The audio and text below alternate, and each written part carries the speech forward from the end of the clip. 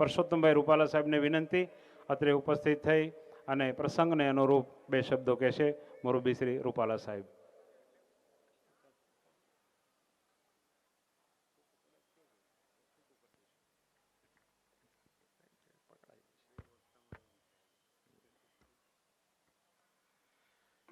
જય સ્વામિનારાયણ. થોડીક મોડી રહી છે. હમણાં 1.5-2 મહિના સુધી કાર્યક્રમ ગમે એ હોય, સામાજિક, ધાર્મિક, રાજકીય, અને આપણે સભામાં બેઠા હોય અને જેકારો બોલવાનો આવે પછી મન ફાવે એનો જેકારો બોલીએ આપણે, પણ એ વાઘા બોર્ડરે સંભળાવવો પડે. જય સ્વામિનારાયણ.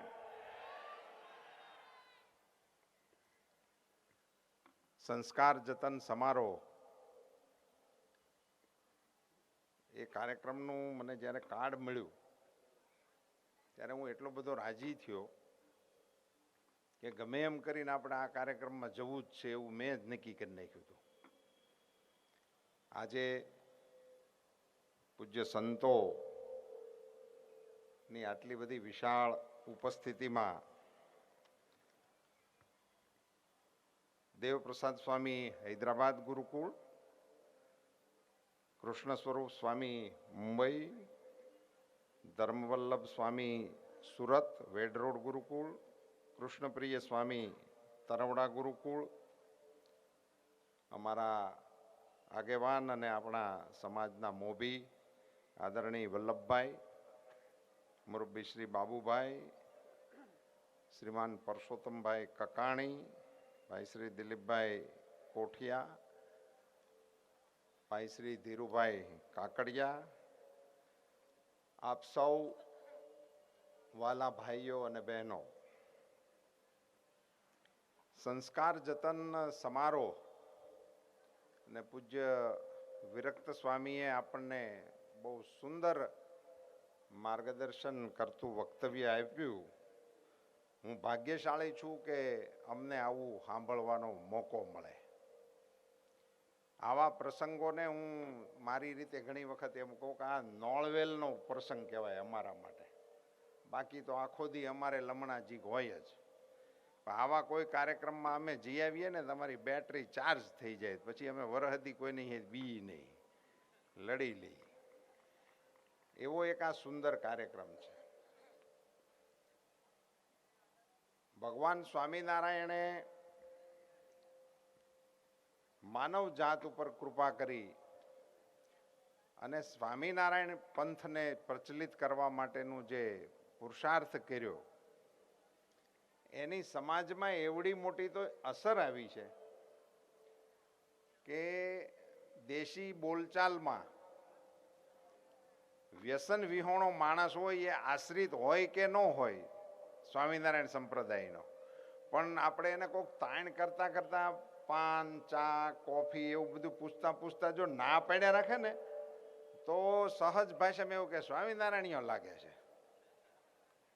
આટલી હદે એને પ્રસ્થાપિત કરી દીધું. સદાચાર એટલે જ ધર્મ, એવડી મોટી વ્યાખ્યા નવી સંપ્રદાયે પ્રસ્થાપિત કરી. ભક્તિ કરતા કરતા સામાન્ય જીવનમાં માણસો સદાચારી બને, નિર્વ્યસની બને એટલે કેવડી મોટી વાત કહેવાય એના જીવનમાં. એટલે એવું પણ મેં તો સાંભળ્યું છે કે જે કુસંગી હોય એના કવરામાં સત્સંગીનો વરો હસવાઈ જાય છે. એટલો બધો ફેરફાર એમના અંગત જીવનમાં આવે છે. અને કોઈ કારણસર યુવાન કોઈ વ્યસનને અડે નહીં અને એમાં એના મનમાં એવી દ્રઢ ભાવના રહે કે મને મારા ગુરુએ ના પાડી છે, મારા ગળામાં કંઠી છે અને મારીથી આ ના લેવાય. એ અહીંયા તો આપણે બહુ મોટા સંપ્રદાયની વચ્ચે રહેવાવાળા લોકો છીએ એટલે આપણને તો દરરોજ એનો અનુભવ થાય એટલે નવીન પણ ના લાગે. પણ અમેરિકા જેવા ભોગી દેશની અંદર પણ સત્સંગીના ઘરમાં ચા મળે નહીં એવા સત્સંગીના ખોરડા અત્યારે પણ મોજૂદ છે. અત્યારે પણ મોજૂદ છે. આપણને અહીંયા અત્યારે બધું મળતું થઈ ગયું છે.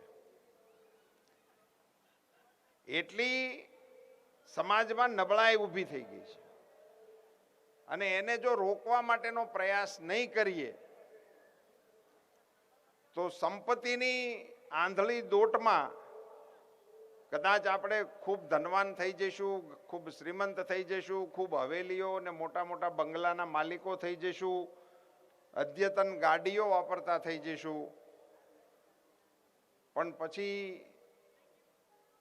કાળક્રમે આપણને આપણા પરિવારમાં સંસ્કારી દીકરા દીકરીઓને શોધવા જવા પડે એવી સ્થિતિનું નિર્માણ થાય એવી સંભાવનાઓ દેખાઈ રહી છે. અને દુઃખ એ વાતનું છે કે આવું જે અત્યારે થઈ રહ્યું છે એને પાછા આપણે ફોરવર્ડ કહેવાય એમ કહીને એને આવકારીએ છીએ. આવું બધું જ્યાં વધારે થતું હોય ફોરવર્ડ કુટુંબ કહેવાય. અને જો તમે આવી રૂઢિવાદિતામાં માનો તો તમે દેશી છો, અભણ છો, પછાત છો એવું માનવામાં આવે છે. એટલે ફોરવર્ડ કહેવડાવવાના શોખમાં, કહેવાતી પ્રતિષ્ઠા મેળવવાની દોડમાં આપણે ઘણું બધું ગુમાવી રહ્યા છીએ. ત્યારે હું આ સંતોને એના ચરણોમાં વંદન કરીને કહું છું કે આ પ્રકારના કાર્યક્રમોની સંખ્યામાં વધારો કરતા રહેજો. અત્યારે આની તીવ્ર જરૂરિયાત છે. ગુમાવી રહ્યા છીએ ત્યારે તીવ્ર જરૂરિયાત છે. હું આ યુવાનોને મારી બે હાથ જોડીને વિનંતી એના ચરણોમાં કે આ પ્રકારના સંતોના વચનોમાં આંધળો ભરોસો મૂકીને વિશ્વાસ કરીને જીવનમાં ઉતારજો. એમાં કોઈ લોજિક લગાડવા બેહતા નહીં કે આવું હશે, આવું તો કીધા રાખે, આ લોકોને કંઈક ફંડફાળા કરવા હશે એટલે કહેતા હશે. આ એમાંથી કહેવાયેલી વાતો નથી. ધર્મજીવન શાસ્ત્રીજી પાસે 25 પૈસે મીટરના પૈસા નહોતા. રાજકોટ ગુરુકુળની જમીન 25 પૈસા લેખે આપવામાં આવી હતી. મીટરનો ભાવ 25 પૈસા. ત્યારે એમની પાસે એના પૈસા નહોતા. આખી રાત ત્રિભુવન વ્યાસ અને સ્વામી આખી રાત જાગ્યા હતા. કારણ પૈસા દેવાનું એવું હું કરશું? 25 પૈસા લેખે 25 પૈસા લેખે આપવામાં આવી. 1 રૂપિયામાં છોકરાઓને ભણાવવાનું શરૂ કર્યું. 1 રૂપિયામાં. આપણા છોકરા અત્યારે વાપરવા દો તો લેતા નથી.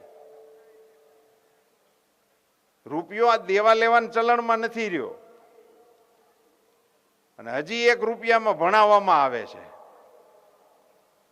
આવી અદ્ભુત પરંપરા, એનીથી મોટો પરચો બીજો ક્યાં હોય?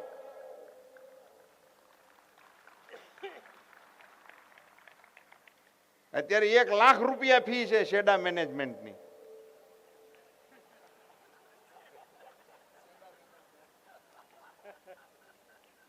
આ બધા જે નવા નવા કોર્સ નીકળ્યા છે ને, નવી નવી બધી, એમાં લાખ રૂપિયાની ફી વાળા છે.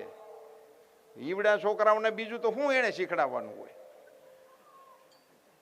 એમાં 1 રૂપિયે એમના દીકરાને ભણાવે અને 1 રૂપિયે ભણવા વાળા આજે અમેરિકાની અંદર પોતાની કંપનીઓ સ્થાપીને બેઠા છે. એ સ્વામિનારાયણ સંતોના તપનું ફળ છે.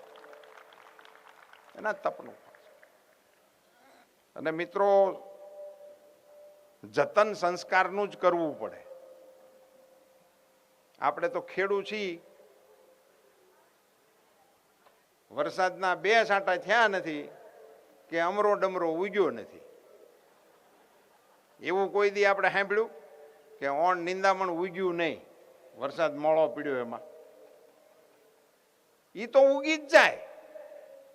કપાહ નબળો થાય, તલ નબળા થાય, એ દબડાઈ જાય, એનો ફાલ હારો ન આવે, એને મુંડા લાગે, એને ઈંગોરીઓ લાગે. સારો પાક લેવો હોય તો એનું જતન કરવું પડે. નિંદામણમાં કાંઈ કરવું જ ન પડે. નો ખેતર જાવ એટલે ગઢાણ ગોઠણ સામું થઈ જ જાય. એમાં કઈ કરવું ન પડે એમ. પણ જો ખેતી ઉત્તમ કરવી હોય તો મહેનત કરવી પડે. એમ જો કુળવાન નાગરિકો પેદા કરવા હોય તો સંસ્કારો એનામાં ઉતરે એની કાળજી બચપણથી જ રાખવી પડે.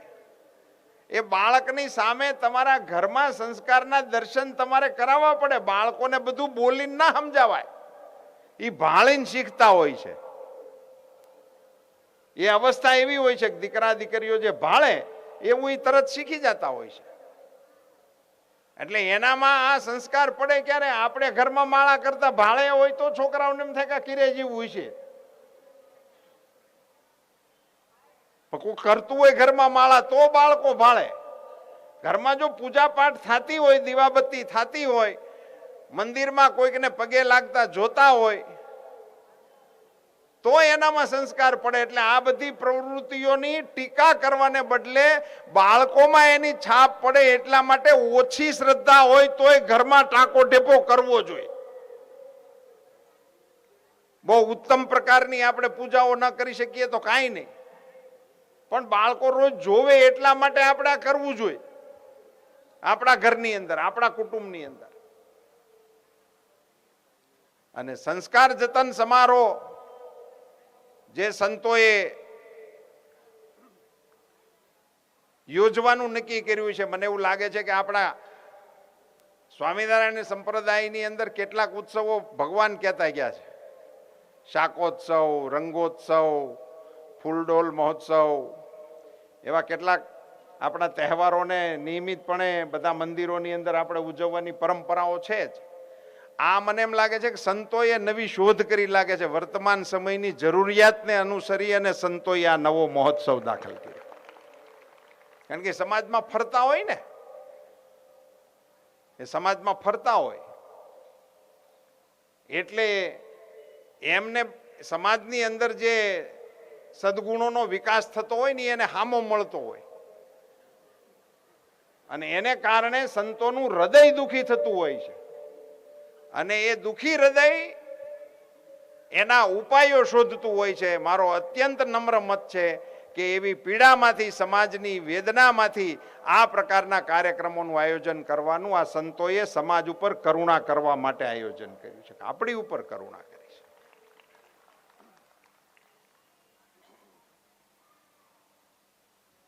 અહીંયાથી સાંભળીને ઘેરે ગયા પછી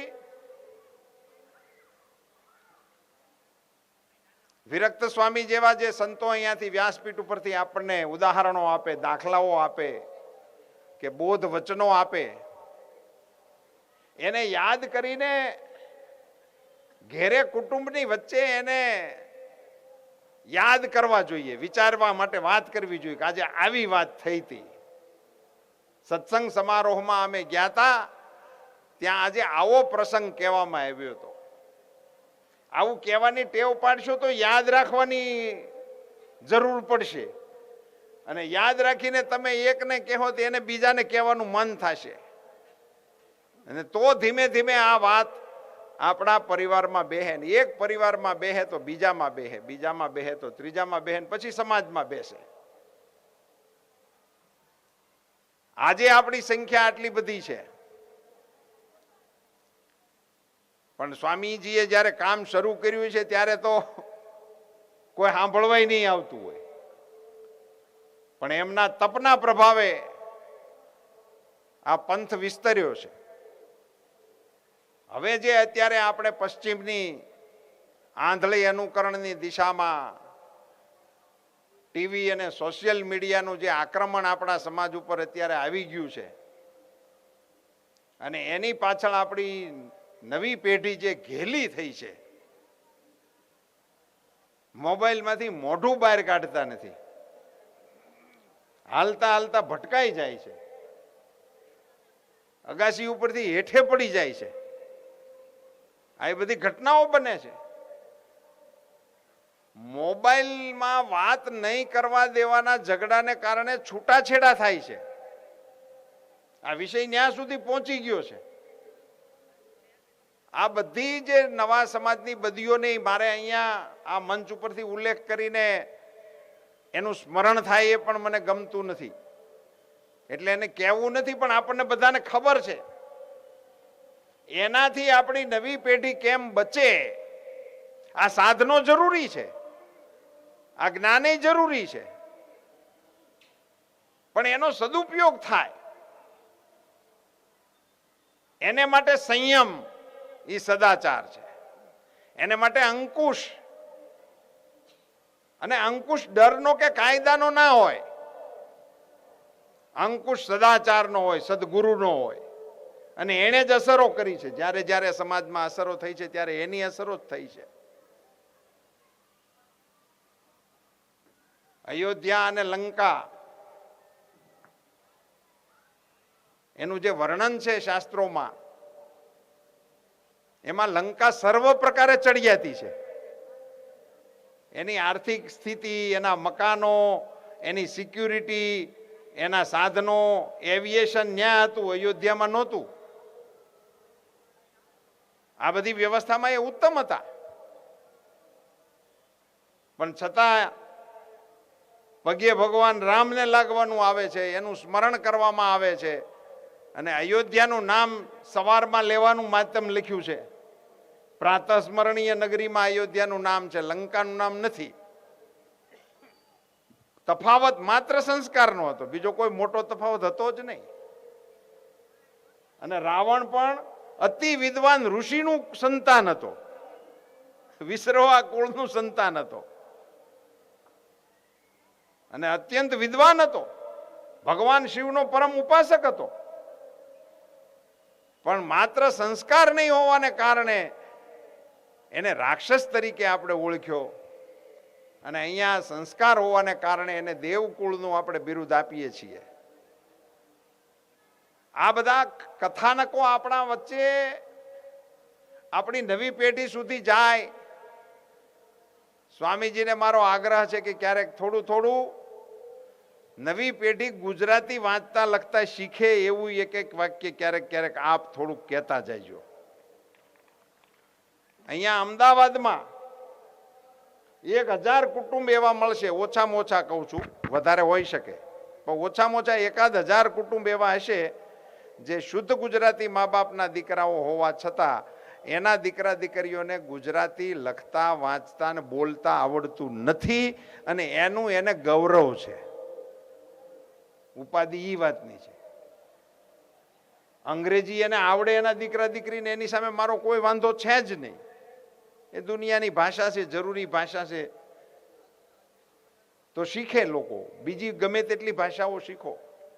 પણ આ જે સંસ્કાર જતન છે સ્વામી, મારો નમ્ર મત છે કે એ આપણી પેઢીમાં તો એ ગુજરાતીમાંથી જ આવે. આ બધા અંદરના ઉમળકા છે, ખાનદાની, ખમીર, સત્યતા, પ્રમાણિકતા, એના પાઠો એને ગુજરાતીમાંથી જે અનુસંધાન એને વાંચવાથી મળે, એના પ્રેરણા પાઠમાંથી મળે, એવું એને અન્ય ભાષામાંથી મળે જ નહીં. એને કાગબાપુની કવિતાઓમાં જ રસ પડે, એમાંથી એને એ રસપાન કરે તો એને એમાંથી મજા આવે.